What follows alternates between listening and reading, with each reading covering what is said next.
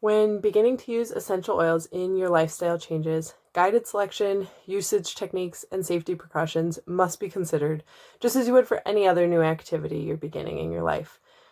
We generally tend to start by reading the instructions or just asking for help. So today we're talking about the basics. Essential Oils 101.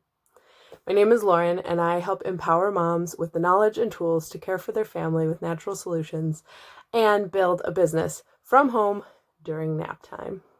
So we don't got more time than that, let's be real. I am passionate about helping people on their journey to natural solutions, especially mamas taking care of their family on that health journey and really leading the way for that. Because my family and I are so grateful that we took the leap and switched our home to get rid of the toxins and truly create a safe haven where we can come and relax and be comfortable and know that we're in a really healthy space. I would love to help you on your journey to natural solutions. So send me your questions and your goals, your concerns. I am here for you. That is my favorite part, is just talking with other like-minded mamas who are on this journey and want to have this safe haven that we create for our families. So first of all, where do you get your oils? So just because the bottle says pure, definitely does not guarantee that. There are not strict regulations on the oil industry. So really anyone can sell oils and can claim that they're anything. They can claim that they're 100% pure, but they could have all of these added synthetic fragrance, solvents, and chemicals in that oil to extend the amount that they're able to make and create a higher profit margin for them, is the bottom line. The FDA actually for a whole lot of things, for candles, your scented aerosols and air fresheners that you plug in, all these things, there's actually a loophole where they can write fragrance. The company can put fragrance in the ingredients, so they can make it look like they're all green and natural. And then at the end it says fragrance. And the loophole is that they actually don't need to disclose what fragrance means, what that actually entails. So that can have up to 2,000 different chemicals in it that many of them are actually banned in other countries. But we have such a small percentage that are banned here. And the fragrance is seen as a trade secret, is what the FDA has deemed it as. Trade secret? I don't think so. We want to know what's in our products. I want to know what I'm putting around my family, what we're breathing in, what's going, directly into our body, and going on our skin, our largest organ. I want to know these things. Come on. So I don't want anything less than 100% pure essential oil that I'm using for my family. So even if I'm only using it in a diffuser, some people will say that, oh, I'm not putting it on me, or I'm not ingesting it, I'm only using it in the diffuser. There's no only about that, because as these particles are going into the air, we're breathing them in, and they're going through our limbic system to the olfactory bulb, going directly into our brain and out in our bloodstream through the rest of our body. There's no only about that. So whatever you're breathing in from all of your different ways that you scent the room, candles, air fresheners, all of that, it's going into your brain and into your bloodstream and into your kids' bodies. So you want to know, at least I do, that it's 100% pure and all natural. So determining the purity is really important, but how do we even do that? Where do we begin? So you want to look at where the plants are grown, the time of the year that they're harvested, proper distillation process being followed.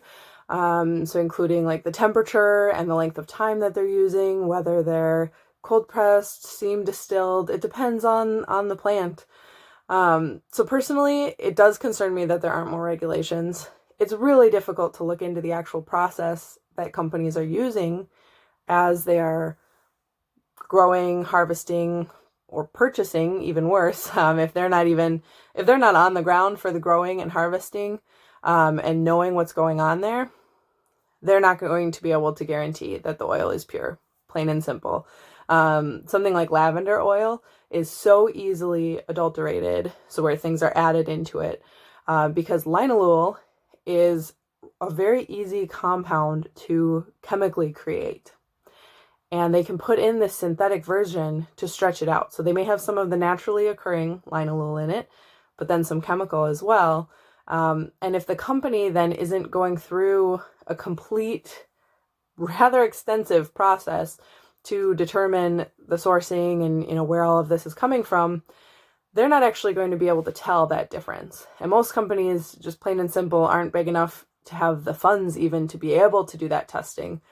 So they're trusting what this third-party person is telling them they are buying, these middlemen. And these middlemen, unfortunately, are not always honest, probably generally aren't, because it's a major profit for them to pad the oils and fill it with other ingredients.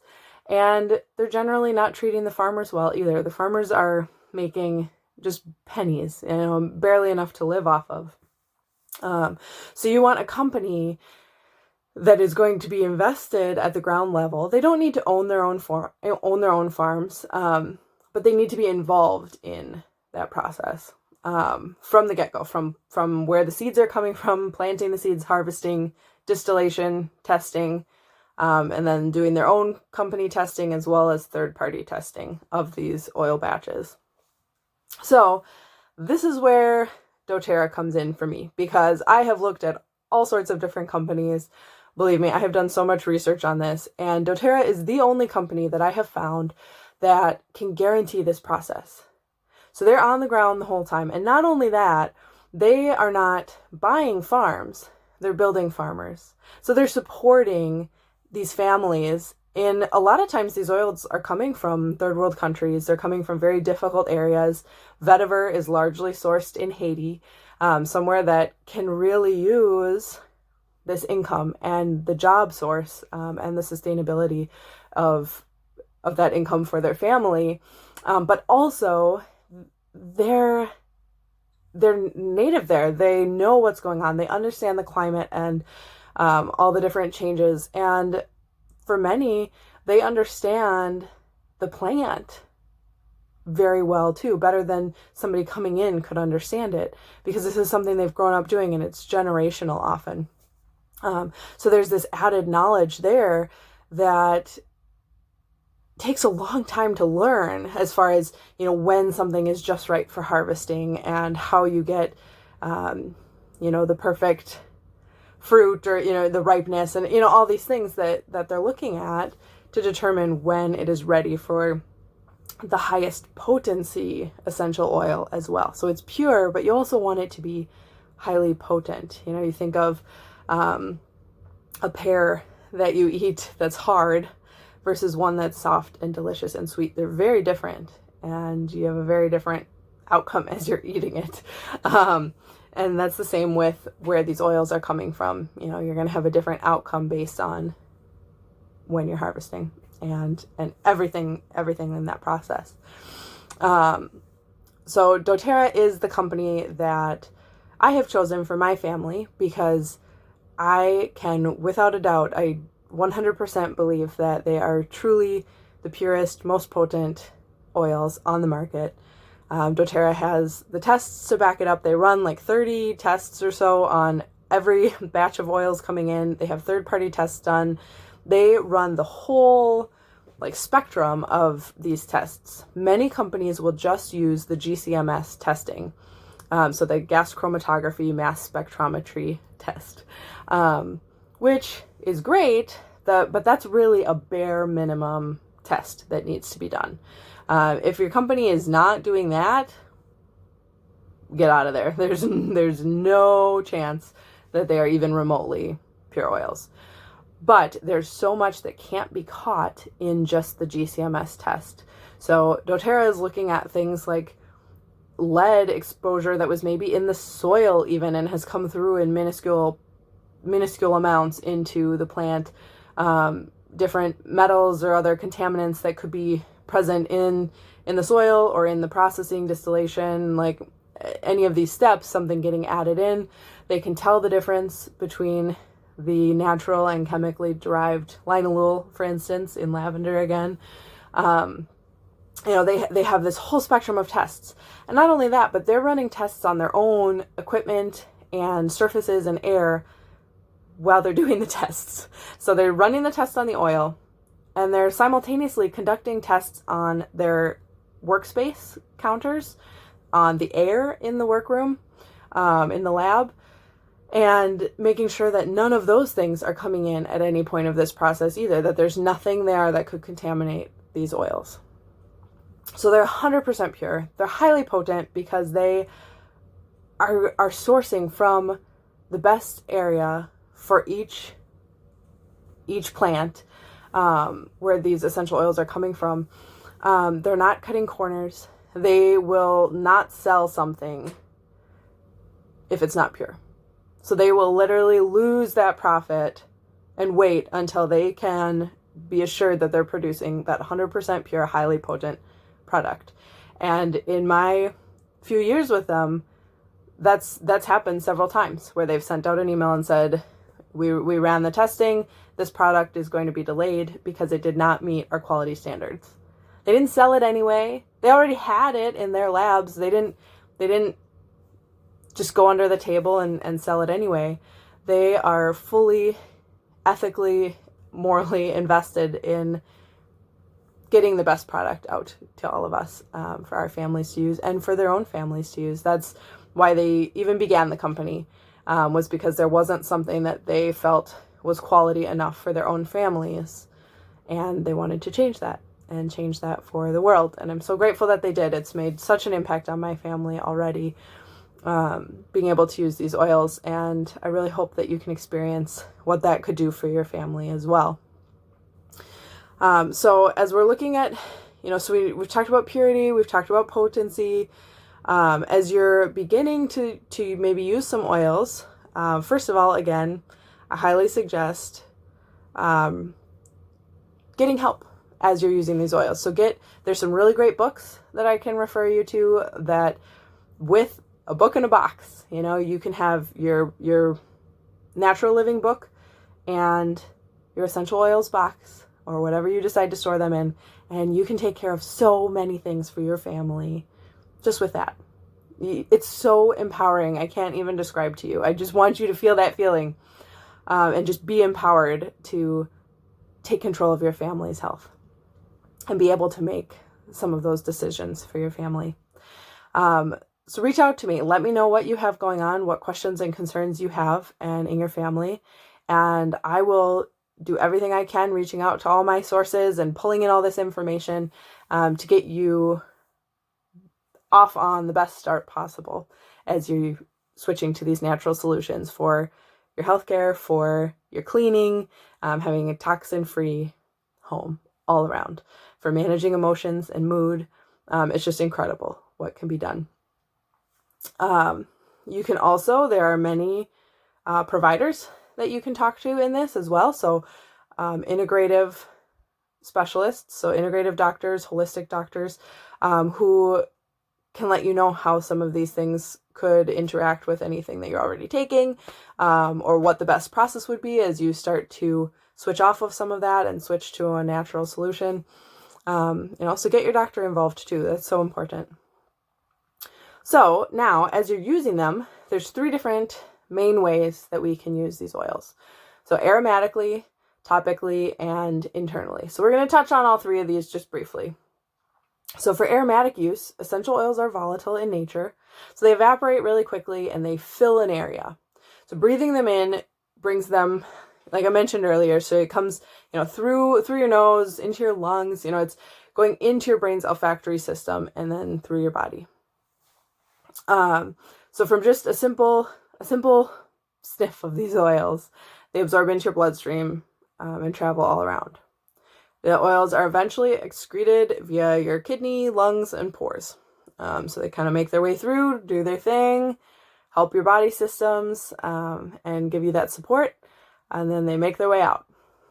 So direct inhalation, so sniffing from the bottle, held away from your nose, kind of wafting, should always be your first method, to kind of see how you're feeling from it, and just kind of what emotions and things are brought up from from that smell.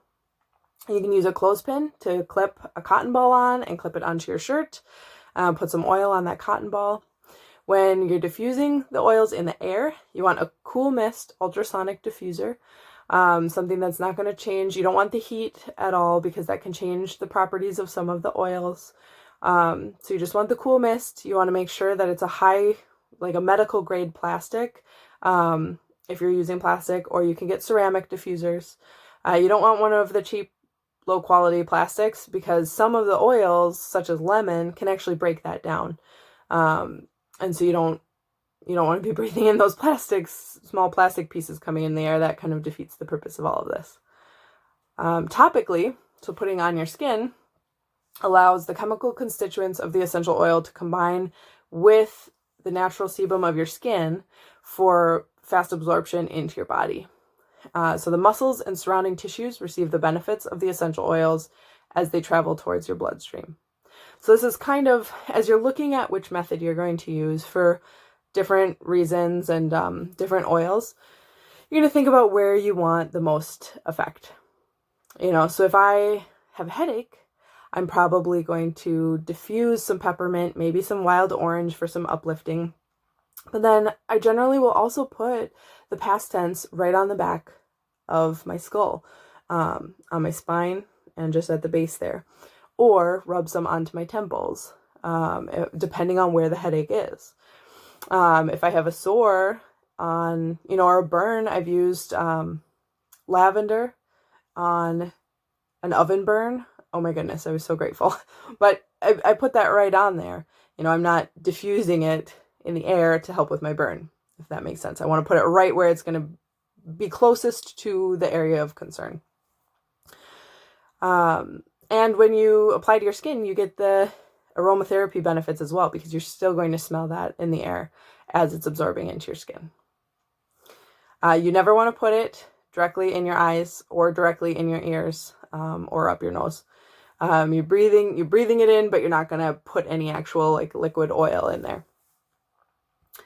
Pulse points are generally the fastest absorption. So behind your ears, on your neck, temples, wrist, ankles, rubbing over your heart.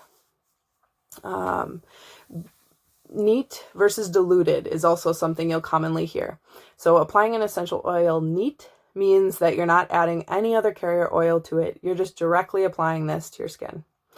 There are some oils that are hot oils, such as oregano and clove. You don't want to put those directly on your skin. They can really burn your skin and be really uncomfortable. So you're going to add a carrier oil to those and make sure you're properly diluting it. So again, all of this is gone over in that book that you would have, so that you know how to use the oils in your box. Depending on age as well, you'll also want to make sure you're diluting properly. So children and elderly need it diluted more. If you have sensitive skin, you'd want to start out diluting it more.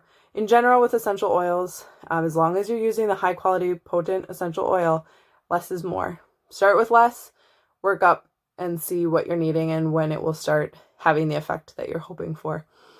Because they are very powerful just in that one little drop. I mean, that's why they say it's pennies per drop, or pennies per dose, because you're really just using 1 or 2 drops at a time. So when you're getting a high quality oil, it can seem expensive at first. It is when you're building up your collection, but once you have them, they last.